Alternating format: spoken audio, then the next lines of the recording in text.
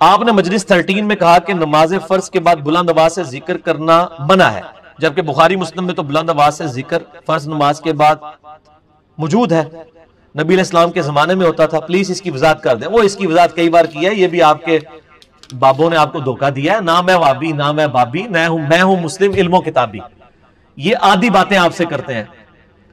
ہمارا تو کئی سال پہلے فرض نماز کے اذکار والا لیکچر ریکارڈڈ ہے، مسئلہ 111B گرین کارڈ والا، جس میں نے بتایا تھا کہ بخاری مسلم میں واقعی موجود ہے کہ نبی صلی اللہ علیہ وآلہ وسلم کی مبارک زمانے میں فرض نماز کے بعد بلند آواز ذکر ہوتا تھا، لیکن سر وہ ذکر بھی اپنے علماء سے پوچھے کیا ہوتا تھا، وہ آپ والا ذکر نہیں تھا جو آپ کے بابوں نے سکھایا ہے، وہ ہے جو کتابوں میں ہے، بابوں میں نہیں، کتابوں میں۔ آپ کو میں انٹرنیشنل نمبر بتا دیتا ہوں بخاری کا، صحیح بخاری میں 842، مسلم میں 1316۔ عبداللہ ابن عباس کہتے ہیں کہ میں رسول اللہ صلی اللہ علیہ وآلہ وسلم کی فرض نماز کا مکمل ہونا تکبیر کی آواز سے پہچانتا تھا۔ فرض نماز کے فوراً بعد نبی علیہ السلام بلند آواز سے پڑھتے تھے اللہ اکبر، لا الہ الا اللہ، یہ نہیں ہے، یہ دھوکہ دیا آپ کو۔ جہاں سے بلند آواز کا ذکر ہے وہاں پہ یہ تو اسی طریقے سے ہے کہ میں آپ کو ٹائلٹ میں جاتے وقت مسجد میں جانے کی دعا سکھا دوں اور مسجد میں جاتے وقت ٹائلٹ کی، بھائی فرض نماز کے بعد جو بلند آواز سے ذکر ہے وہ نبی علیہ السلام نے سکھایا ہوا ہے، اللہ اکبر ہے، تکبیر کی آواز اور یہ بلند آواز سے ذکر۔ اچھا ایک حدیث یہ صحیح مسلم سے لے کے آتے ہیں، وہ بھی میں نے اس میں ڈالی ہے، انٹرنیشنل نمبر کے مطابق صحیح مسلم میں ہے 1343۔ عبداللہ ابن زبیر کہتے ہیں کہ نبی علیہ السلام فرض نماز کی بات پڑھتے تھے لا الہ الا اللہ وحدہ لا شریک لہ لہ الملک ولہ الحمد وہو علی کل شیء قدیر لا حول ولا قوة الا باللہ، اور اس کے بعد لا الہ الا اللہ ولا نعبد الا ایہ مخلصین لہ الدین ولو کرہ الکافرون۔ اس کا جو طریق ہے نا مشکات میں، اس میں مشکات والے امام سے تھوڑا سا مس ہینڈل ہو گیا مسئلہ، انہوں نے اس کے ساتھ لکھ دیا ہے کہ نبی علیہ السلام فرض نماز کے بعد بلند آواز سے پڑھتے تھے یہ، حالانکہ مسلم شریف میں بلند آواز کا ذکر نہیں ہے، مسلم شریف میں کہ صرف یہ پڑھتے تھے۔ البتہ اگر بلند آواز والا بھی مشکات والا بھی وہ بات مان لی جائے جو کہ ہے ہی نہیں ہے، ان کو وہم ہو گیا لکھنے میں، کیونکہ مسلم تو موجود ہے نا، انہوں نے مسلم سے نقل کیا، نقل کرنے میں بڑے بڑے اماموں کو وہم ہو جاتا ہے۔ مسلم شریف 1343 دیکھ لیں، اسلام 360 میں بھی PDF بھی دیکھ لیں، تو وہ بھی لا الہ الا اللہ وحدہ لا شریک لہ والا ذکر ہے، وہ یہ والا، اور نہیں جی وہ ترمذی میں حدیث ہے سب سے افضل ذکر لا الہ الا اللہ ہے، تو میرے بھائی سب سے افضل ذکر اگر لا الہ الا اللہ ہے، اس کی بنیاد پہ آپ نے فرض نماز کے بعد یہ ذکر کرنا ہے، تو پھر آپ ہر جگہ یہی ذکر کریں، آپ نماز میں بھی سبحان ربی العظیم کی جگہ لا الہ الا اللہ ہی پڑھیں، ٹھیک ہے جی، ہر جگہ وہ پڑھیں، بھئی ہر جگہ نبی علیہ السلام نے تعلیم فرمایا۔ بخاری مسلم میں حدیث ہے، ایک صحابی کو نبی علیہ السلام نے دعا سکھائی، اس میں الفاظ تھے بی نبی ہی کا ارسلتا، میں ایمان لایا اس کتاب پہ جو تیرے نبی کے ساتھ نازل ہوئی، اس صحابی نے پڑھ دیا بی رسولی کا ارسلتا، اس سے بہتر الفاظ پڑھ دیے۔ نبی تو سارے ہی انبیاء ہیں، رسول تو صرف 315 ہے آؤٹ آف 1,00,000 کم و بیش، یہ 1,15,00,000، 315 رسول ہیں، باقی سارے نبی ہیں۔ سپرلیٹو ڈگری استعمال کی، بی رسولی کا ارسلتا، آپ نے فرمایا میرے الفاظ کیوں بدلے، تو کہا بی نبی ہی کا ارسلتا، جو میں نے تعلیم فرمایا، یہ بخاری مسلم دونوں میں۔ تو جو پیغمبر نبی کے لفظ کو رسول نہ کرنے دیں، اس کو بہتر نہ بنانے دیں، وہ آپ کو فیبریکیشن کی اجازت دیں گے، تو بلند آواز سے ذکر کیا ہوتا تھا، اللہ اکبر، جو ہمارے اہل حدیث کرتے ہیں اور بعض دیوبند بھی کرتے ہیں۔ اب بریلویوں میں بھی آہستہ آہستہ یہ چیز آنا شروع ہو گئی ہے ماشاءاللہ۔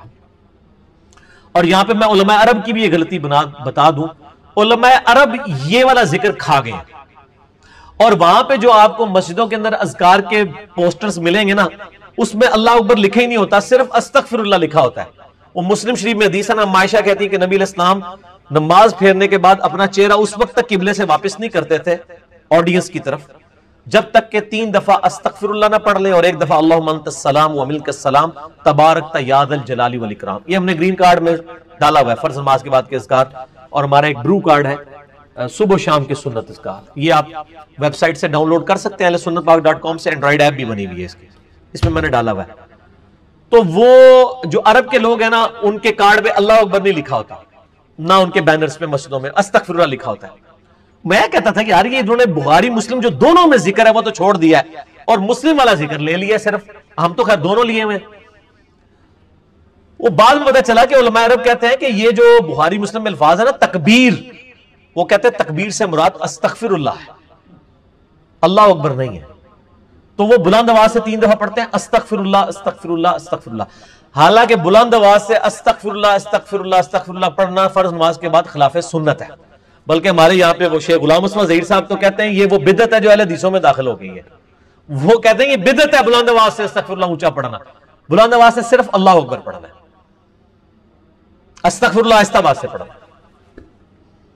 اور وہ بلند آواز سے علماء عرب پڑھتے ہیں استغفر اللہ. تو میں نے شیخ زبیر صاحب سے بھی ڈسکشن کی، وہاں بھی تو وہ کہنے لگے کہ تکبیر سے مراد استغفر اللہ. یہ کون سی ڈکشنری میں تکبیر سے مراد استغفر اللہ ہے؟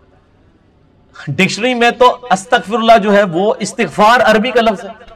تکبیر کہتے ہیں بڑائی بیان کرنے کو. استغفر اللہ میں کوئی بڑائی نہیں بیان ہوئی ہے، بلکہ آپ نے اپنی کمزوری اللہ کے حضور بیان کی ہوئی ہے کہ میں تیری طرف رجوع لاتا ہوں. اللہ اکبر، تمام بڑائیاں اللہ کے لیے ہیں، یہ بڑائی ہے. وہ کہتے ہیں نہیں استغفر اللہ بھی اللہ کی، آپ نے اللہ کو بڑا مان لیا خود کو چھوٹا. پھر جب کوئی مولوی آپ کو پتا ہے نا بال کی کھال اتارتے ہیں نا، ان کا علاج پھر کیا ہوتا ہے؟ پھکی جو پاکستان سے ملتی ہے، پاکستان میں بھی صوبہ پنجاب میں جہلم نام کا ایک شہر واقع ہے، وہاں سے ملتی ہے. وہ ہر جگہ ملتی ہے، ویسے تو یوٹیوب پہ تو دنیا کے 7 بر اعظموں میں ملتی ہے. اینٹی وینم الزامی جواب پھکی پنجابی میں. ان کے ہی اصول و مبادی پہ، جیسے کوبرا سانپ کاٹ دینا تو کوبرے کے زہر سے ہی اس کا علاج ہوتا ہے، ان کا پھر میں اسی زہر سے علاج کرتا ہوں. کہ بخاری اور مسلم دونوں میں حدیث ہے، حضرت ابو ہریرہ کہتے ہیں کہ نبی علیہ السلام جب نماز شروع کرتے تو تکبیر کہتے، جب رکوع میں جاتے تو تکبیر کہتے، جب رکوع سے سر اٹھاتے تو سمی اللہ لمن حمیدہ کہتے، جب سجدے میں جاتے تو تکبیر کہتے، اور 4 رکعتوں میں 22 دفعہ تکبیر کہتے. یہ بنو امیہ کے گورنروں نے جب یہ بدعت شروع کی، حضرت عثمان کے گورنروں نے، تو ابو ہریرہ نے پھر ان کی اصلاح کی رضی اللہ تعالی عنہ مجمعین کہ یار یہ تم یہ بدعت کر رہے ہو، تکبیرات بلند کرنی ہے. تو اس میں الفاظ ہیں، حضرت ابو ہریرہ کہتے ہیں کہ تکبیر کہتے، تو ہم علماء عرب سے کہیں گے پھر آپ نماز بھی استغفر اللہ سے شروع کیا کریں تاکہ ہم آپ کی نماز پہ استغفر اللہ پڑھیں کہ خلاف سنت ہے. وہاں بھی تکبیر کے الفاظ ہیں. اچھا، اسی طریقے سے بریلوی اور دیوبندی اس حدیث کو دوسری طرف لے گئے. وہ ڈاکٹر تعلق قادری صاحب کی ایک کتاب ہے منہاج السوی، اس میں انہوں نے کہا یہ حنفیوں کی مشکات المصابیح ہے. اس میں انہوں نے لکھا رفع الیدین نہ کرنے کا بیان. اس میں پہلی حدیث یہ لے کے آئے کہ حضرت ابو ہریرہ کہتے ہیں کہ نبی علیہ السلام جب نماز شروع کرتے ہیں تو اللہ اکبر کہتے، رکوع میں جاتے تو اللہ اکبر کہتے، اور آپ صلی اللہ علیہ وسلم اپنی وفات تک اسی طرح نماز پڑھتے تھے. اور اللہ کی قسم میں ابو ہریرہ تم سب سے زیادہ رسول اللہ کی نماز سے واقف ہوں. یہ تو آل امیہ کے گورنروں کو وہ نماز سکھا رہے تھے جنہوں نے وہ پہلی تکبیر اونچی کہتے تھے، باقی تکبیرات انہوں نے آہستہ کر دی تھی تو ان کی بدعت کو ختم کرنے کے لیے. تو ڈاکٹر صاحب نے اس کو لے لیا اس میں رفع الیدین نہ کرنے کا بیان، لیکن وہ بھول گئے کہ اس میں تو پہلا رفع الیدین بھی کوئی نہیں ہے. تو ہم کہتے ہیں آپ پہلا بھی چھوڑ دیں، اس میں سبحان ربی العظیم بھی کوئی نہیں ہے، وہ صرف تکبیرات کا بیان تھا. ٹھیک ہو گیا؟ تو یہ تو سیدنا علی نے پھر سنت جاری کی ہے. بخاری مسلم میں آتا ہے عمران ابن حسین سواد کے ساتھ. وہ کہتے ہیں جب کوفہ کلیئر کیا جنگ جمل کے بعد مولا علی علیہ السلام نے، تو انہوں نے کوفے میں نماز ہمیں پڑھائی تو ہر اٹھک بیٹھک پہ اللہ اکبر کہا، سوائے رکوع سے اٹھتے وقت سمی اللہ لمن حمیدہ کہا. تو تابعی کہتے ہیں جب مولا علی نے اسلام پھیرا تو عمران بن حسین نے اسلام پھیرنے کے بعد میرا ہاتھ پکڑا اور انہوں نے کہا آج علی نے مجھے وہ نماز پڑھا دی ہے جو نبی علیہ السلام ہمیں پڑھاتے تھے. یعنی حضرت علی کے دور تک نماز کا حلیہ آل امیہ کے گورنروں نے بگاڑ دیا تھا. یہ تو مولا علی نے اس نماز کو دوبارہ صحیح ٹریک پہ چڑھایا. یہ بخاری مسلم دونوں میں حدیث موجود ہے. اور یہ عمران بن حسین کے بارے میں مسلم شریف میں آتا ہے کہ فرشتے ان کو سلام کرتے تھے. تو اس کے اوپر میرا ایک کلپ ہے، فرشتوں کا سلام سننے والا، انجینئر محمد علی مرزا لکھے. تو اس کلپ میں میں نے یہ ساری حدیثیں بتائی ہیں. یہ وہ عمران بن حسین ہے جو کہتے ہیں علی نے آج ہمیں وہ نماز پڑھائی ہے جو ہم اتنے عرصے سے پڑھی نہیں تھی. یہ تو حضرت علی نے کئی چیزیں جو ہے وہ بدعات کو ختم کیا، ان میں سے ایک یہ تکبیرات والا بیان بھی تھا. تو تکبیر کا جب ذکر آتا ہے تو پھر ساری باتیں آ جاتی ہیں. تو یہ فرض نماز کے بعد جناب یہ آپ کے بزرگوں والا ذکر نہیں ہے، یہ کتاب و سنت والا ہے. نہ میں وابی نہ میں بابی، میں ہوں مسلم علم و کتابیں. ٹھیک ہوگا یہ جناب عام کریں, ٹھیک ہے نا جی. اچھا یہ سوال ہو گیا. اجتماعی دعا بدعت ہے, مگر آپ نے آج نماز کے بعد جو اجتماعی دعا کرائی ہے اس کی وضاحت کر دیں. اجتماعی دعا کوئی بدعت نہیں ہے, سنت ہے. اجتماعی دعا کون سی؟ جو وسیلہ اور توسل کے طور پر ہو. صحیح بخاری میں 1010 نمبر حدیث ہے. حضرت عمر فاروق رضی اللہ تعالیٰ کے زمانے میں جب قحط پڑ جاتا تو وہ حضرت عباس بن عبد المطلب کو لے کر پیش ہوتے اور کہتے اللہ جب تک تیرے نبی موجود تھے ہم ان سے دعا کرایا کرتے تھے, اب ان سے کروا رہے ہیں, دعا کی برکت سے بارش نازل. اس کو کہتے ہیں وسیلہ اور توسل بنانا. کسی نیک آدمی کو اس طریقے سے دعا کروا سکتے ہیں. امام مسجد کو بھی آپ نماز کے بعد کہہ سکتے ہیں کہ جی میرے فلاں صاحب بیمار ہیں یا فوت ہو گئے ان کے لیے دعا کریں.